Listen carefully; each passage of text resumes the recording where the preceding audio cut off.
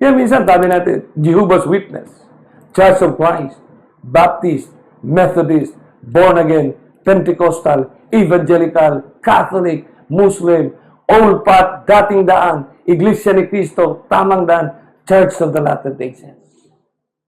Are we living of the name that we possess? Isinabuhay ba natin yung pangalan ng ating hinahawakan? Sapagkat kung tayo witness ni Jehovah, God or Elohim, kung tayo man ay membro ng iglesia ni Kristo, sinusunod ba natin si Kristo? Yung dating daan na nilalakaran ni Kristo, dinadaanan ba natin ngayon? Tayo ba ay nag-submit kay Allah bilang Muslim, submission to God? Evangelical, Catholic. Yung Catholic, universal ba ang pananaw natin na si Kristo ay maglalalang at darating siya? So dito natin maintindihan, kapatid, are we really witnessing or functioning in our most important appointment? Ano yung pinaka-most important appointment? Meeting our Savior and Redeemer. Kasi ito yung atin ito yung ating pinaka-focus, the loci of our faith, the meeting at the clouds. Kaya ang Christ blueprint of final proclamation, to be a witness, kailangan ng kapatid na magsimula sa ating Jerusalem. Ano yung Jerusalem? Blood-related. Maraming magagaling mag-sermon, maraming magagaling mag-share ng truth sa ibang tao, pero sa sarili niyang pamilya, sa sarili niyang mga anak, sa sarili niyang asawa, he cannot share the message. Magaling sa iba, pero sa sarili niyang iglesia. So this is the time. Ito rin ang panahon na dapat nating maintindihan na yung blueprint ni Kristo. You can be only a good witness to the world when you witness to your family and your friends. Kaya kung ano man ang reliyon natin ngayon, kapatid, ang episode na ito ay magbigay ng kalakasan sa bawat isa sa inyo. Ang Radical Reconnection ay isang movement na naniniwala na may Creator at may Redeemer na darating, kapatid. Kaya sinabi ni Kristo, let your light so shine before men that they may see your good work. Ano yung liwanag na yan? Kasi tayo bilang mga pili, that you are a chosen generation, a royal priesthood, a holy nation, a peculiar people. Peculiar means distinct siya. Paano ka maging distinct sa mundo na ating kinabilangan? So, paano yung distinctness mo tanggalin ng kaaway ni Kristo ni Satanas? Ano yung movement of distinctness or peculiarity? At ano yung movement to destroy your peculiarity? Kasi may movement ang redemption. So, sa movement na yan, intindihin natin yung war. Kasi gera ito Gera, kapatid. There is a war. Na yung issue ng gera, yung buhay natin. Yung function natin ngayon. Kasi it is the function that defines our very existence. So ano lang gagawin ni kaaway, kapatid? Si Satanas? I-dysfunction ka lang niya. Ano yung dysfunction? Simple lang ang kanyang art of war, kapatid. Yung art of war niya, dysfunction. Sa kanyang temptation sa bundok, no? When he tempted Christ, he do the same thing. Tatlo pa rin yun. Kaya dito, DYS lang. Do it. Set up niya. No? Dysfunction. What do you mean by dysfunction?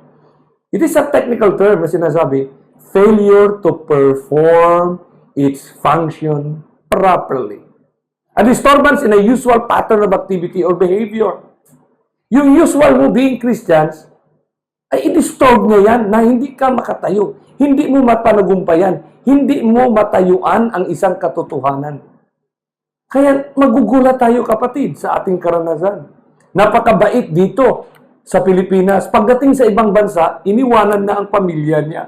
Nag-asawa na doon. So magugulat na lang tayo, kapatid. Paano pala natin dinadala ang ating pananampalataya? Nagaling tayo dito sa Pilipinas, may pamilya tayo, pagdating sa England, pagdating sa Abu Dhabi, pagdating sa ibang bansa, nakalimutan ng umuwi. Yun pala nag-asawa na doon. We misapply, kapatid. Nananampalataya pero not functioning properly. Sa atin nga dito, basic sa atin, fundamental sa atin. Sumisimba nga, pero hindi proper ang pagsimba. Paano mo i-witness ngayon?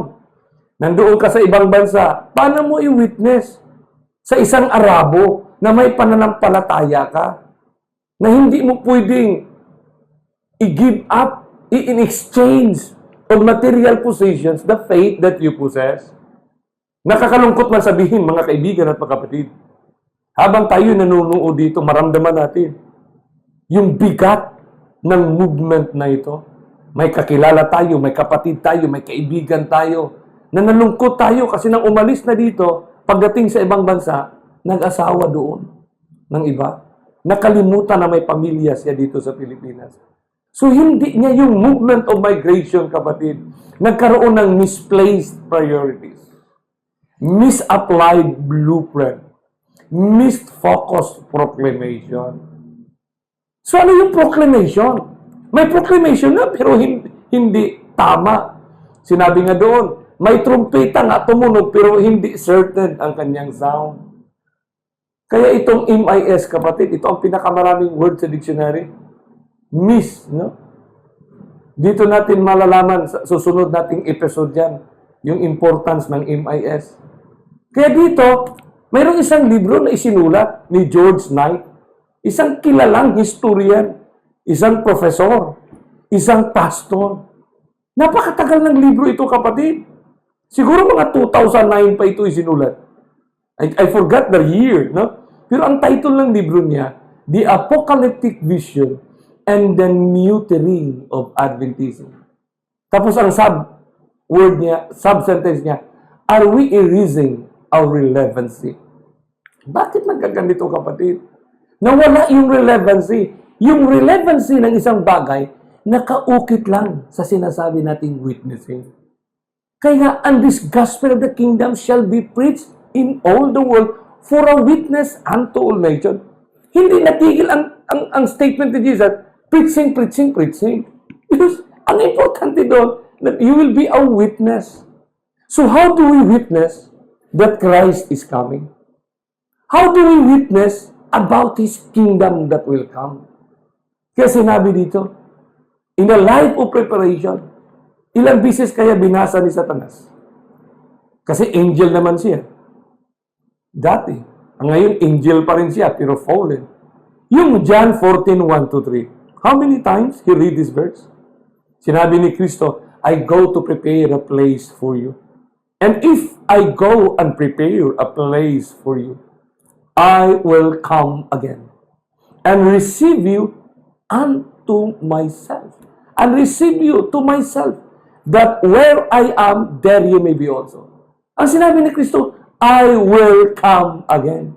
Kaya may mga kanta tayo, Jesus is coming again. Pero ang katanungan dito ngayon, kung witnessing man ang issue, what is witnessing? Witnessing is living a life of preparation. What is that preparation? Preparation of moving towards the biggest event in the history of salvation. Ano yung the grandest event in the story of redemption? That's the meeting of the bride and the bridegroom. As Christ will appear in the clouds of heaven, His redeemed will meet Him at the clouds. The point is the clouds, is the meeting. The meeting at the clouds between the redeemed and the redeemed, and the redeemed is the most important movement, event in the story of redemption. Sa atin ngayon, na alam natin na nandito tayo sa isang gera. Minsan, inintay, yin and yang, the black and white. But the great controversy of the war has to have and to identify principles. Paano ka manalo ng isang gera, kapatid? Sa kahit anong gera sa mundo, in business, in physical war, in any forms of war, there are only three principles that you need to understand. First, you have to know your enemy. Second, you have to know yourself. Third, you have to know your ally. Now, in the great controversy, si Satanas na kaaway natin, kapatid. Dinamay niya tayo kasi he rebelled against his creator. So, tanungin natin ngayon siya. At sinabi ngayon, at binasa niya, I will come again. So, sa issue ng I will come again, the Maranatha, the blessed hope of our faith, makikita natin, kapatid, ang katanungan. How will Satan demean this message? Matanggalan niya ng bigat ng kahulugan. Kasi ito yung Maranatha, yung blessed hope natin. Yung kanta, awit ng ating mga puso at hangarin. That Christ will come again. How will Satan demean this message? Tapos ang second question, how will the war revolve against this truth? What is the truth? Christ is coming. What is the present truth? The movement of His coming is going on. So how will the war revolve against this truth? Dito natin makikita, kapatid, bakit sa bundok ng Olive, in the Mount of Olive, dito ipaniliwanag ni Kristo. At sinabi niya, and this gospel of the kingdom, sa ibang Bible translation, good news. Sa ibang Bible translation, sa 1889 Darby Bible, tidings. The tidings of the East. Ano yung ibig sabihin ng gospel good news tidings? Tumutukoy niyan, kapatid, sa isang object, sa subject ng good news. Ang object niyan is the kingdom of Christ. Ano yung kingdom ni Kristo? The coming kingdom. Kaya ang sinabi ni Kristo sa Matthew 24 sa Mount of Olives, yun din ang sinabi niya doon sa river ng Hiddekel. Yung siya mismo nakipagsalita doon kay Daniel. Anong sinabi niya? The same message. And these glad tidings of the kingdom.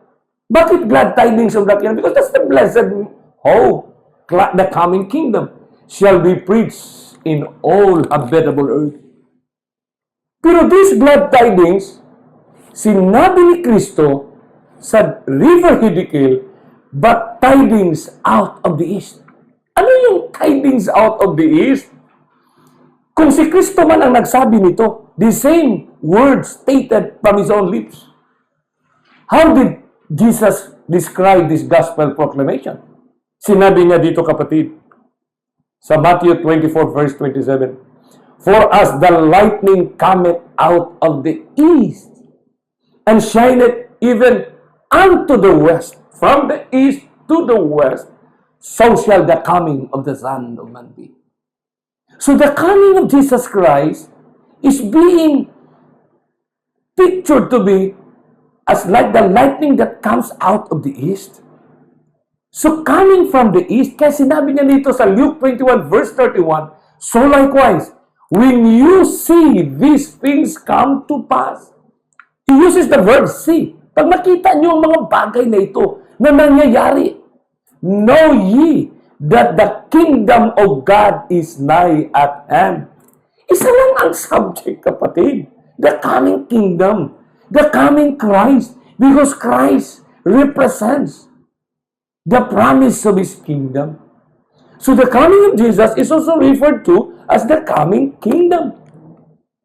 So dito natin maintindihan, mga kaibigan at mga kapatid, na sinabi ni 2 Timothy 4:1, I charge thee therefore before God and the Lord Jesus Christ, who shall judge and the quick and the dead at His appearing and His kingdom. The appearing of His coming at the clouds is also the appearing of His kingdom. So paano natin intindihin? Kasi minsan ginagamit ito, kingdom, the presence of Jesus Christ. But this is an event of the story of redemption. The ultimate, the closing event. So the appearing of Jesus Christ and His kingdom is just one event. His coming is also the coming of the kingdom. That's very, very clear. Dapat masettle tayo dyan, kapatid. Kaya dito, ang coming ni Jesus is being referred to as the good news. the gospel, the tidings. Kaya ang tanong na dapat nating itanong, how does the Christ describe the gospel proclamation to Daniel? Kung sinabi niya sa Mount of Olives, na sa kanyang bibig binigkas niya, paano niya sinabi doon kay Daniel? Na siya mismo nakipag-usap kay Daniel tungkol sa kanyang pagdating. Sinabi ni Kristo kay Daniel, but tidings out of the east and out of the north shall trouble him. Si Kristo ang nagsabi nito. Si Kristo rin ang nagsabi sa Mount of Olives na sinabi niya, so as the lightning that cometh out of the east is the coming of the Son of God. So yung coming ni Jesus Christ is a good news. Bakit good news? Basically, yun na ang ultimate natin na hinahangad. Yun ang tidings of the east. The coming of Jesus. Pero may sinabi si Kristo dito, the tidings out of the east and out of the north, because it's the north, the locations where God the Father, shall trouble him. Shall trouble the institution of the world, shall trouble the enemy of Christ. Dahil sa galit niya, sinasabi dito, he shall go forth with great fury to destroy and to utterly make away many. Kasi may movement niya, alisin niya yung sumasama sa movement to make away many. Kaya this is a vital point na kailangan maintindihan, yung movement. Movement ng Panginoon, movement ng great controversy. So Matthew 24:14 is just the same with Daniel 11:44. Tidings of the kingdom. The tidings out of the east will trouble him. The question na dapat nating itanong ngayon, why trouble him?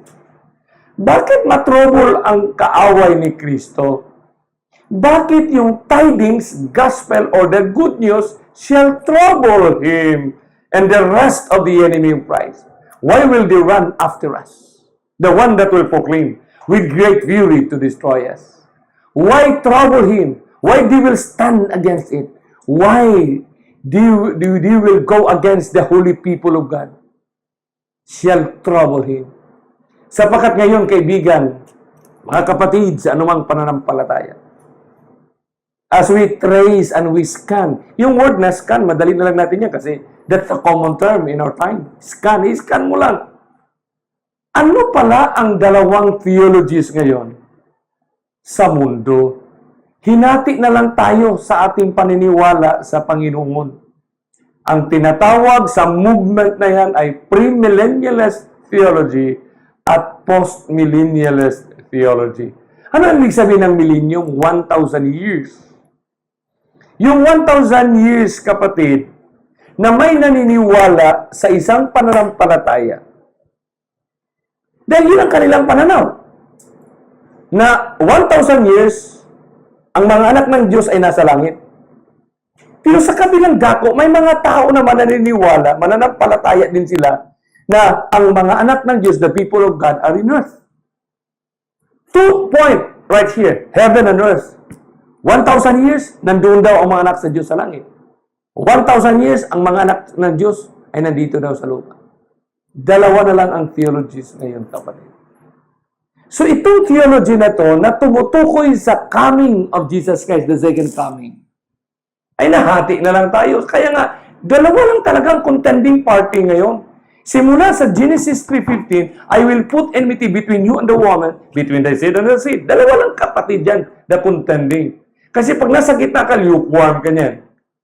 Pero dito kapatid na maintindihan na yung 1,000 years na post-millennialist theology, bakit tinawag na post-millennialist? Kasi naniniwala sila na after 1,000 years, saka pa darating si Kristo. Yung isang grupo naman, darating na si Kristo kasi 1,000 years, dalhin daw doon sa langit. Ulitin ko mga kaibigan at mga kapatid. The post-millennialist, the post means after 1,000 years. This is the doctrine that the second coming of Christ will be the culmination of the prophesied millennium of blessedness. Mayroong peace and prosperity ang mundo ng 1,000 years. Pero sa kabilang dako naman itong grupo na the doctrine that the prophesied millennium of the blessedness will begin when Christ's imminent second coming. So ngayon, kapatid, ang mga teachings na ito, o doktrina na ito, ay talagang seryoso, ay ginastusan ito ng buhay at kahalaga, kapatid. Kaya huwag kayong magtaka kung susuriin at muli-mulihin natin ang movement ngayon, kapatid. Dito natin maintindihan. Bakit may mga turo ngayon na we are all God's children? Bakit may turo ngayon na lahat tayo ay isa na lang? Isa lang ang ating pupuntahan. Tingnan niyo ang definition ng religious pluralism. Kaya sa una pa lang sinabi ko na sa inyo, ano ang implikasyon nito sa atin? Baka maanod tayo sa mga activities at programa na hindi na natin namalayan, nakabahagi na tayo at tayo'y na-defile at na-fornicate na. Because fornication is an act of two. Dalawa yan palagi, partnership No? Kaya dito natin maintindihan na yung theology na ito naging global philosophy ngayon. Ano yung global philosophy? Gobyerno, institutions, besides the religious faith, besides the religious convictions, naging political convictions na ito. Napakaganda ito, kapatid. Sapagkat dito natin makikita kung paano talaga natin tayuan yung plan of redemption. Kasi, to be honest and fair, sa lahat ng mga problema ng mundo ngayon, sa lahat ng convention na ginagawa ngayon, conferences, lahat ng mga thesis and dissertations, nagkaroon lang tayo ng global consensus na we have common realization. And the global realities, we have common problems. And these common problems, binigyan natin ito ng global perspective. Na ang global perspective na ito na common problem, problema ng mga itim, problema ng puti, problema ng Amerikano, problema ng Pilipino, problema ng Hapon, problema ng German. We are all, after all, have common problems. So the common solutions will be the global initiative. Ano yung mga global initiative? Mga programs, mga activities para abutin ang solusyon. Ang solusyon na yan ay maabot lang natin sa isang common implementations. Yung common implementations na yan, hindi yan makamit ng tao kung hindi tayo governed by global ethics. So ano yung global ethics? Malalim na ito, kapatid. Kasi napakahaba ng panahon ito ay inimplementa. Kaya ang global ethics na ito, it talks about morality, the common spirituality. Kaya huwag niyong pagtakahan bakit may ganitong program ngayon.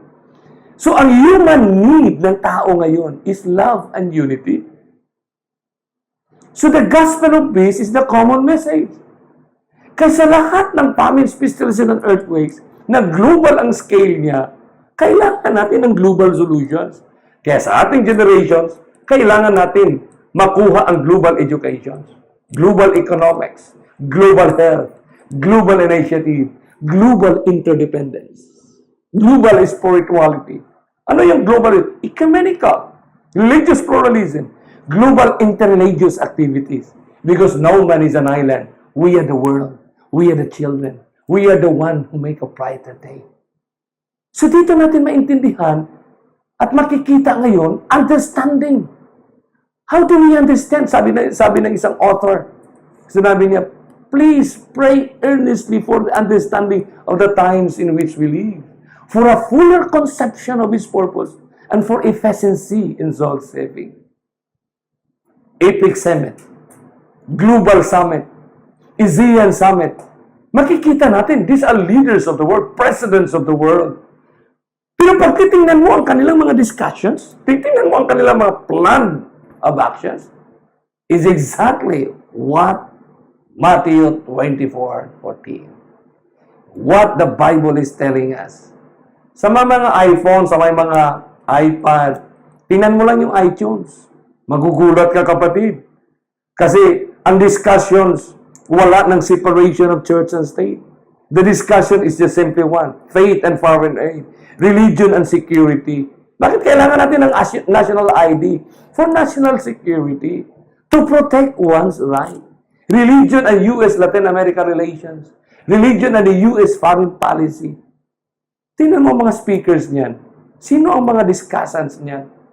Kaya dito sa isang libro na isinulat, 1888 pa ito isinulat. Pero sinabi ng librong ito, ang pamagat ng libro, Great Controversy, tapos page 444, paragraph 2, sinabi, the wide diversity of belief in the Protestant churches is regarded by many as a decisive proof that no effort to secure forced uniform. Hindi na pag-isipan na magkaroon ng uniformity that can ever be made. Pero sinabi ng author na ito, but there has been for years in churches of the Protestant faith a strong and growing sentiment, lumalago, growing sentiment in favor of a union based upon common points of doctrine. Ano ang doktrina natin ngayon, kapatid? Peace and prosperity. Ano yung doktrina ngayon na common sa lahat? To secure such a union, the discussion of subjects upon which all were not agreed, however important they might be, from a Bible standpoint, must necessarily be weighed. Kahit gaano ka-importante yan, kapatid. Kaya huwag kayong magtaka, mayroon tayong common liturgy, common prayer, common worship. Kaya mayroon tayong program ngayon sa mundo, love, mercy, and compassion. Mayroon tayong termino na collaborative common. Nawala na yung pinaka-structure ng Biblia. Na ang structure ng Biblia dyan sa sinasabi doon na for God so loved the world, John 3:16. That whosoever believeth, love, mercy, and judgment. May judgment, kapatid. Kaya ang post-millennialist theology, mga kaibigan, habang tinitingnan at sinusuri natin ang banal na salita, habang sinusuri natin ngayon ang ganitong mga episode, buksan natin ang ating mga puso. Na ang post-millennialist theology, kaakibat rin ang mensahe na nasa Biblia. Love, cooperation, and conversion. That when there is unity, there is peace. And when there is peace, there is prosperity. Kaya sa global world, sa political world, ang program niyan is moral recovery program. Bakit magkailangan ng moral recovery? Values formation workshop. Alam mo sa Amerika, for the past decades, yung tinatawag Regent University. Yung university na yan, nag-accommodate lang sila ng mga estudyante, scholars, mga intelligent students. Pero kailangan i-consider ang moral aspects nila. Buo ba ang pamilya nila? Hindi ba sila broken homes? Kasi they are priming students to become leaders of the nations whose moral standard is very high. Pero ang post-millennialist theology ay iba sa pre-millennialist theology. Kasi nagtuturo ang mga pre-millennialist theologians, mga naniniwala ng 1 Thessalonians 5 verses 1 to 9, 2 Timothy 3 verses 1 to 7. Kaya sa ating generations, wag na kayong magtaka. Ito ang reality natin, present truth. Ano ang present truth? Mga interfaith, mga leaders, tingnan mo yung picture na yan. Hindu, Muslim, Christians, Buddhists. May mga rally dito sa atin sa Manila, interfaith rally.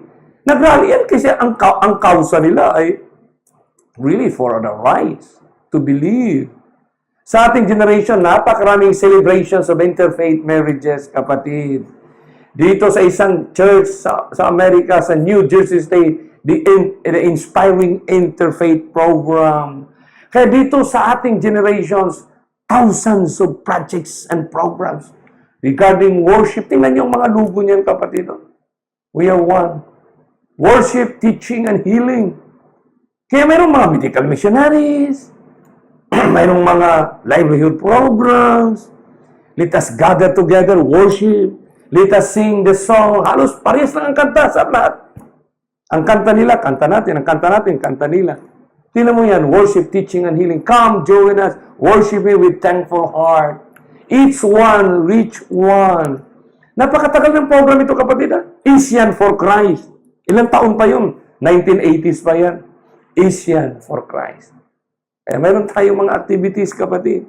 Na church communication. No? Pati ang Walt Disney. Tingnan mo yan, mayroon din revival and reformation ng mga iba't ibang reliyon ngayon. So, paano natin titingnan tayo ngayon bilang mananampalataya kay Kristo? Paano natin titingnan sa Biblia, sa salita niya, na ang kaganapan ng ating buhay, mga activities natin, ay kailangan hindi tayo maanod sa activities ng gumagaya sa activities ng Panginoon. How will we identify ourselves as peculiar? Nung nakaraang mga taon, 2 years ago, the gathering, the ecumenical spirit, ang ganda kapatid, Come, Holy Spirit, I need you. Tapos iyakan yan kapatid, iba't ibang reliyon, nagkasama-sama. Naggumagawa pa sila ng kasamaan dyan? Si Satanas ba ang sinimba dyan? Tapos, paano natin i-deal ito kapatid? Kaya ang post-millennialist theology, yun ang blessed hope, an era of change and challenge. Dalawa na lang ang theology, kapatid. Post-millennialism, 1,000 years of peace and prosperity. Pre-millennialist, darating si Kristo, then 1,000 years will be in heaven. Time magazine. Ngayon, hindi naman natin pwedeng ipagkailan na yan ang katotohanan. The New Roman Time magazine. Pagbasahin mo yan, hindi ko na intindihan na yung akdang panahon na babalik. Buenos días, hermanos, hermanas, around the world. Friends, to all our friends around the world. Even all Christians. Good day to all our friends around the world.